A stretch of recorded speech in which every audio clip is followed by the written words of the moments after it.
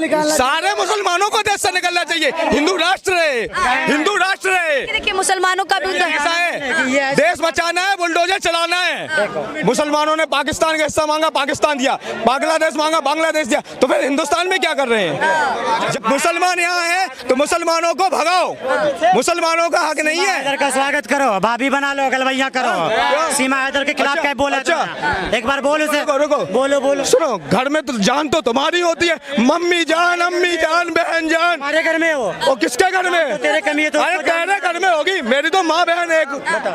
पान कराना उन्हें। नमस्कार, मैं अमनीसा पाल आप का स्वागत करती हूँ हमारे चैनल पे। बात करेंगे, चर्चा करेंगे रोहिंग्या घुसपैठियों को लेकर जो अमित शाह ने बयान दिया है हाल ही में। आज शुभ नाम जानना चाहूंगे मैं सर आप। हिदायतुल्लाह खान।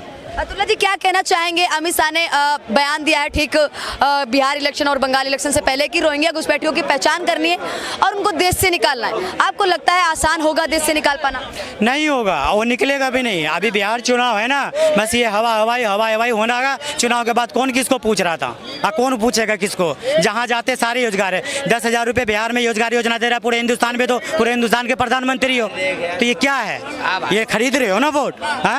सारा वो दे रहे हो, योजना जितना ये आधार कार्ड वाले को, किसान यूनियन वाले को, सारे को योजना दे दो। दिल्ली में 25 रुपये बोलो तो उनको दे दो ना। दिल्ली में 25 रुपये महिला थी, उनको दे दो ना। पूरे हिंदुस्तान में लागू कर दो, सब करेंगे। तो ये सब वोट खरीदने का तरीका है और ये लुभा रहे हैं। जब वो 16 दिन का यात्रा राहुल गांधी का देना ना, तो ये घबरा गए। ये क्या बोले मेरी माँ को? भाई साहब, किसी की माँ को कोई गाली नहीं देता है और न देनी चाहिए, और जो दे रहा है उसकी बात को मैं निंदा करता हूँ। चाहे राहुल गांधी की माँ हो, चाहे प्रधानमंत्री मोदी की माँ हो, चाहे हमारी माँ को गाली नहीं देना चाहिए। लेकिन ये लोग ऐसे है ना, कि माँ तक को डाल देते हैं। आज हमारे प्रधानमंत्री एक कानून बना दे कि कोई किसी के माँ बहन को गाली नहीं देंगे, क्योंकि बनाएंगे नहीं। सबसे बड़ा गाली खोर तो इसी के पार्टी में बैठा है, रमेश भिदोड़ी। गाली बकता है पूरी नाम है रमेश भिदोड़ी। गाली बकता है पूरी।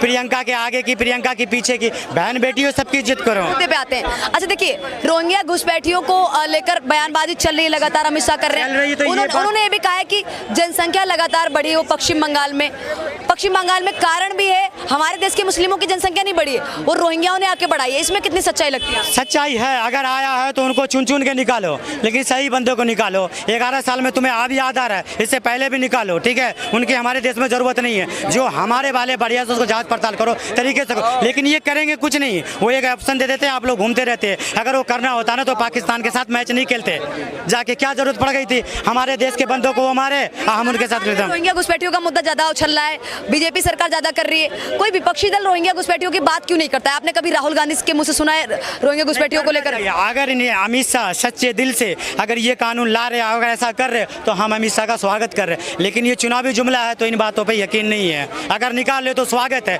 हमारे देश में उनकी जरूरत नहीं है। अपने देश में जाओ, अच्छे से जांच पड़ताल करो, लात मार के बाहर कर दो। हमारे उनसे कोई हिंदू हो चाहे मुसलमानों में कोई लेना देना नहीं है। एक बात और बता दो, हिंदू मुसलमान के बात पर कोई अगर यहाँ दंगा फैलाना चाहे, कोई बंदा उसे फांसी गिर दो, ठीक है? हमें कोई दिक्कत नहीं, चाहे वो मौलाना तौकीर रहमानी हो, चाहे कोई और भी बाबा हो, हमें उनसे मतलब नहीं। जो हमारे देश का माहौल बिगाड़ना चाहे, वो हमारे लिए कोई बाबा नहीं है, कोई मंत्री नेता पेता नहीं है, मुल्ला तो पंडित हो, हमारे नज़र में वो देशद्रोही है। और देशद्रोही के हक में जो कानून है उनको सरकार दे, ठीक है? बौद्ध जैन जो धार्मिक तौर पर सताए गए हुए लोग हैं, जैसे कि बात करें पाकिस्तान में, आप देख रहे हैं कि कितने 21% हिंदू थे आज़ादी के टाइम जब 1947 का बंटवारा हुआ था। आज आप देख रहे हैं कि 2-3%, मुश्किल से 1.5% बचे हुए हैं लगातार।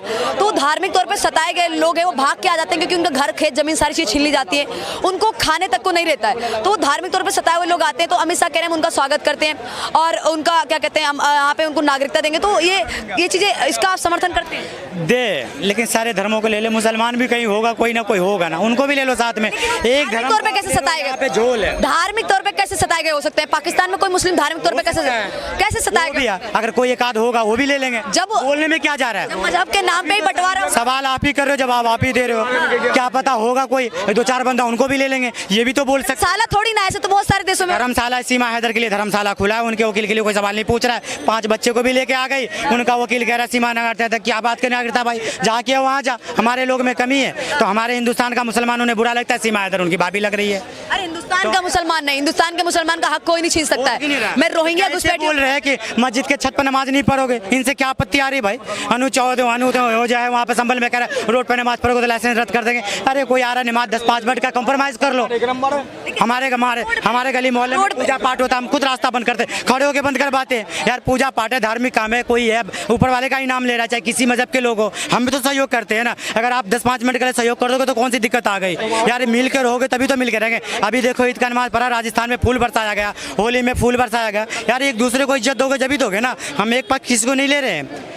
मुसलमान भी हो एक कदम बढ़ाओ, हिंदू भी एक कदम बढ़ाओ, मिल बांट करोगे ये फायदा है। अब बात ये है ना, अमित शाह जो कह रहे हैं कि वो सताए हुए हैं, बहुत सारे लोग सताए। अरे नहीं आएगा, कम से कम कह तो दो, तसल्ली तो हो जाए। तो तसल्ली तो ये देंगे नहीं। पश्चिम बंगाल में जो बांग्लादेश की बात करें, बांग्लादेश में कोई सता हुआ नहीं है, वो तो सिर्फ लाभ लेने के लिए आ रहे हैं। हिंदुस्तान में बार बार देखने को मिलता है कि यहाँ पे 5 किलो राशन भी लेते हैं, आधार कार्ड बनवाते हैं, वोट भी करते हैं, यहाँ पे वो लाभ लेने के लिए आ रहे हैं। प्रधानमंत्री जी उसके साथ क्यों नहीं होते? ममता बनर्जी ऐसी ऐसी बातें करते, हमारे हिंदू भाई को सताता है। लोग कहते बोल दूंगा तो फिर बुरा लग जाएगा। मोदी बीजेपी के राज में सबसे ज्यादा हिंदू परेशान है। मुसलमान कल भी पंचर लगा रहा था, कमा खा रहा था, आज भी मोदी जी ने कहते पंचर लगाया था, कमा खा लेंगे। लेकिन हिंदुओं के साथ जो हो रहा है मणिपुर में, चाहे वह मुर्शिदाबाद में, हर जगह तो हिंदुओं को परेशान है, मुसलमान को कहाँ हो रहा है? क्या कुछ कहना चाहेंगे इनकी बात? करने वाले तो यही है, हर जगह करने वाला तो मुसलमान है। और रही बात मजहब की, तो मजहब केवल इनका है, धर्म तो हिंदू है ना, धर्म तो हिंदू है ना।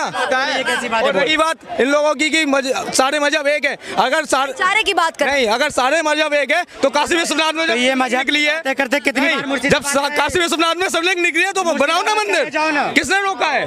तोड़ो मस्जिद, चली जाओ। चलो रोहिंग्या घुसपैठियों को देश से निकालना चाहिए, सारे मुसलमानों को देश से निकलना चाहिए। हिंदू राष्ट्र है, हिंदू राष्ट्र है। देखिए मुसलमानों का भी ऐसा है, देश बचाना है, बुलडोजर चलाना है।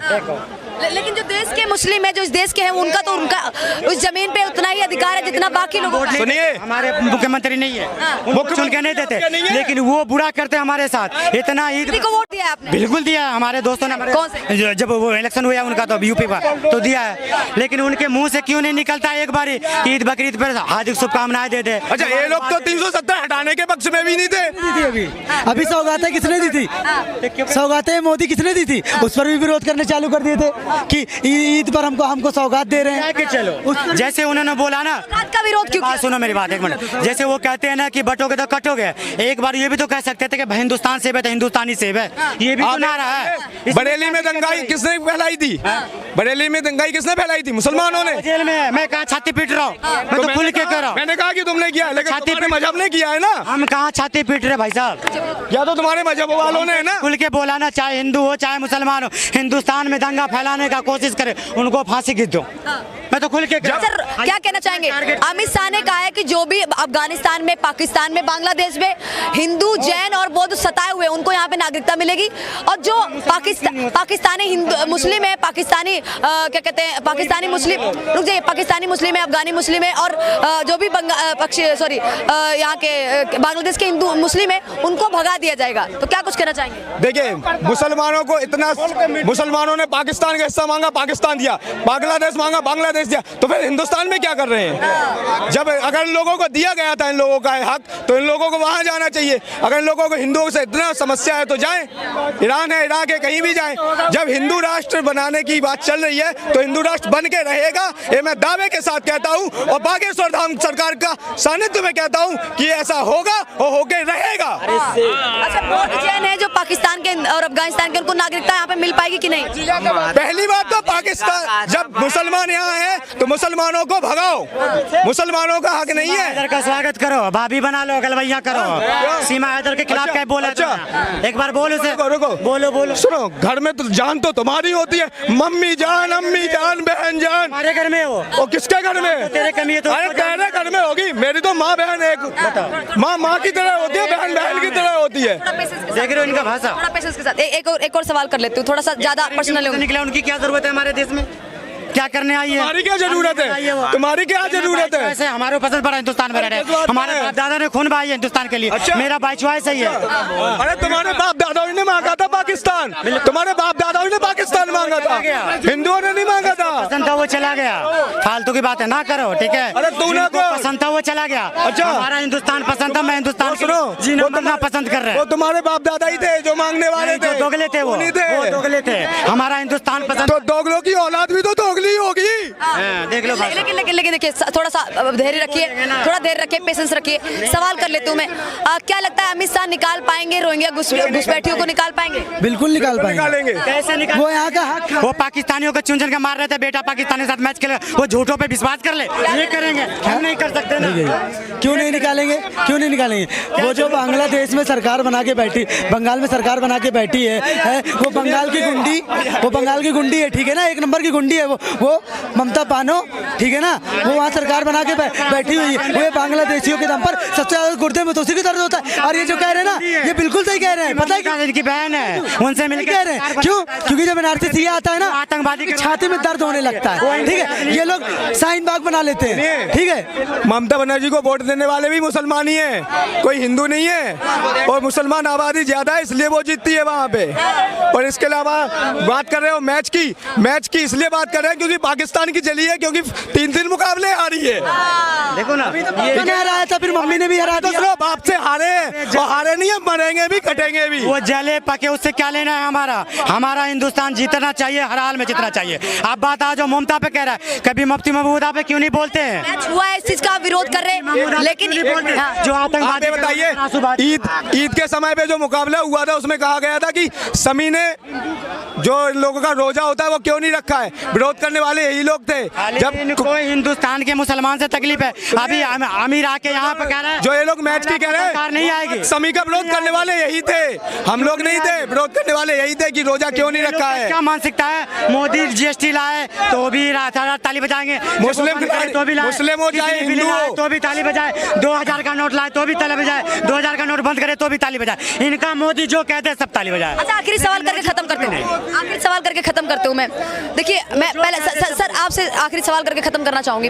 देखिए अभी जो स्थिति बनी हुई है रोहिंग्या घुसपैठियों को निकालने की बात बार होती है, फिर बीच में थम जाती है, तो आपको लगता है इनको निकाल पाना आसान होगा क्या? कुछ नहीं, अगर अमित शाह बोले हैं, अगर ईमानदारी से करेंगे तो निकाल सकते हैं। 11 साल तो बेकार कर दिया, कुछ नहीं हो पाया। अगर वो कुछ करना चाह रहे हैं तो इनका स्वागत अमित शाह का, कहीं दिक्कत नहीं। रोहिंग्या बांग्लादेशी यहाँ से निकलना चाहिए, हमारे देश में उनकी कोई जरूरत नहीं। ऑन कैमरा बोल रहा हूँ। अब क्या कहना चाहेंगे इनकी बात को लेकर? तो बिल्कुल बात सही कह रहे हैं, बांग्लादेशी घुसपैठियों को निकालना चाहिए। वो यहाँ के हिंदुस्तानियों का हक खा रहे हैं, यहीं पर रहकर सारी सुविधाओं का मजा ले रहे हैं, और यहीं पर पत्थरबाजी कर रहे हैं, देश का माहौल खराब कर रहे हैं। और ऐसी सरकारें बैठी हुई हैं, एक वो ममता बानो को ले लो, उसको छाती में दर्द होने लगता है जब एनआरसी और सीए आता है, बंगाल में दंगे करा देती है, मुर्शिदाबाद से हिंदुओं का प्लान होने लगता है। हो पाएगा? देखिए आसान तो नहीं हो पाएगा, सबसे पहले सरकार को हटाना पड़ेगा जो सरकार इनका विरोध करती है।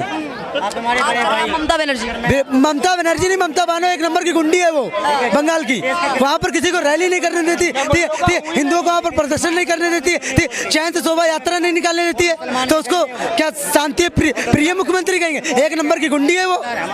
लेकिन इस बार उसका गुंडापन नहीं चलने वाला। इस बार जनता ऐसा मुंह तोड़ जवाब देगी कि उस गुंडी को भी वहाँ से भागना पड़े, क्योंकि वो खुद एक बांग्लादेशी है।